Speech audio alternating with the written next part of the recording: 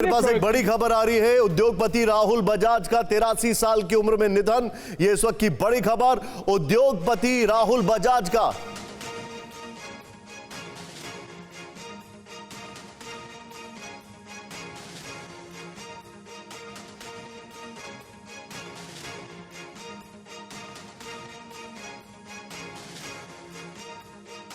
मैं इस खबर पे मैं सीधे चलूंगा। यहां पर मेरे साथ बहुत सीनियर जर्नलिस्ट मौजूद हैं।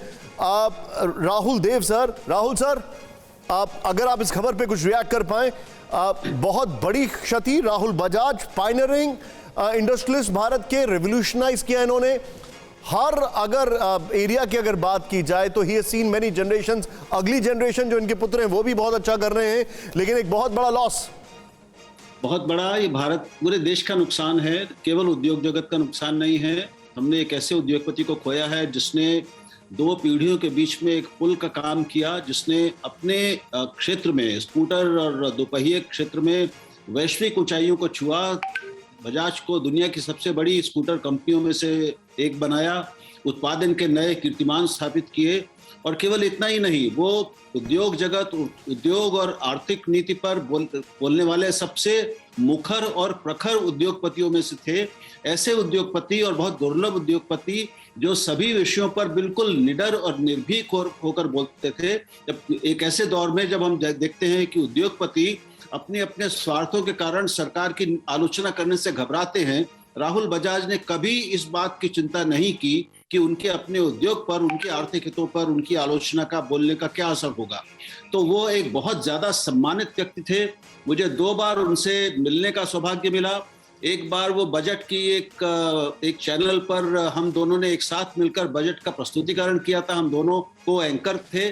और उसके अलावा घर पर भी, उनके पारिवारिक घर पर भी उनके साथ मिलने, बात करने का मुझे मौका मिला।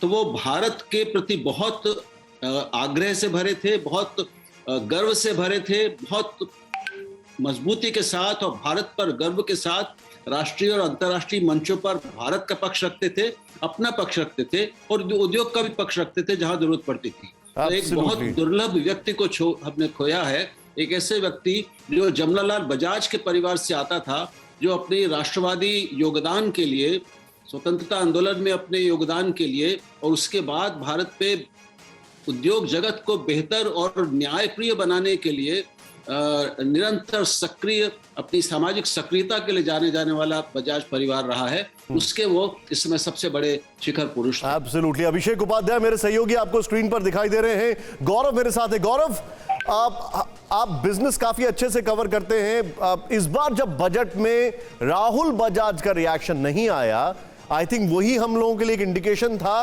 कि समथिंग इज नॉट राइट। बहुत बड़ी बात कही आपने, क्योंकि पिछले कुछ सालों से जब भी बजट आ रहा था, राहुल बजाज हम सब के फेवरेट पैनलिस्ट होते थे, फेवरेट गेस्ट होते थे, क्योंकि राहुल देव सर ने खुद कहा कि जितनी बेबाकी से वो अपनी राय रखते थे, शायद ही बहुत कम उद्योगपति रख पाते हो, क्योंकि उन सब के अपने इंटरेस्ट होते हैं। लेकिन राहुल बजाज ने हमेशा अपने इंटरेस्ट से ऊपर जाकर देश के इंटरेस्ट को रखा है। और राहुल बजाज 83 ईयर्स की एज में उनका निधन हुआ। जमनालाल बजाज, जो कि आज़ादी की लड़ाई में जिन्होंने हिस्सा लिया, उनके पोते थे। और आप उनका टैलेंट देखिए, 50 साल तक बजाज ग्रुप को वो आगे लेकर बढ़े हैं और 7 करोड़ की कंपनी को निशांत उन्होंने 12,000 करोड़ की कंपनी बनाई है, जिसमें आज 30 से 35 अलग अलग कंपनियां हैं। उनके बेटे राजीव आज उस ग्रुप को संभाल रहे हैं।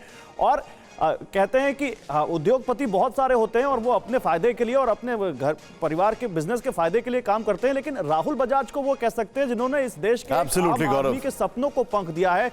पहला बजाज वेस्पा स्कूटर गुड़गांव में बना था। 1960 में बजाज ग्रुप की स्थापना हुई और उसके बाद बजाज ग्रुप गराज में और हमारा बजाज, हम सब जानते हैं कैसे उसने इस हर एक भारत के हर एक आम आदमी की, भारतीय की भावना से वो हमारा बजाज वो कैंपेन जुड़ा और बताया कि कैसे ये देश भी अब विकास के पथ पर और कैसे डेवलपमेंट के पथ पर बहुत आगे अपने और खुद अपने पैरों पर खड़े होने के लिए ये देश कितना ज्यादा अब आगे बढ़ चुका है, बेकरार है, तैयार है। और राहुल बजाज उस पीढ़ी के उन उद्योगपतियों में हैं जिन्होंने इस देश को ये सिखाया है।